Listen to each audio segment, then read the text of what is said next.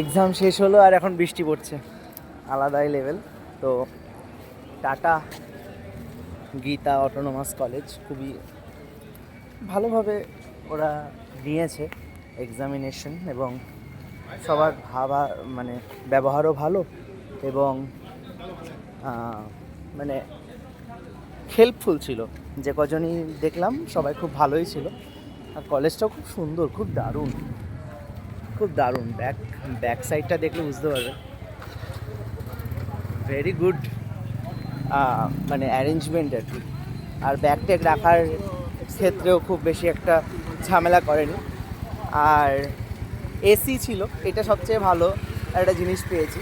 আমার অনেক ফ্রেন্ডদের থেকে এটা শুনেছি যে ওরা গরমে পরীক্ষা দিয়েছে, ফ্যান ছিল, তাও অ্যাডিকুয়েট নয়, কিন্তু এটাতে পুরোপুরি ফুললি এসি ছিল এবং দারুণ।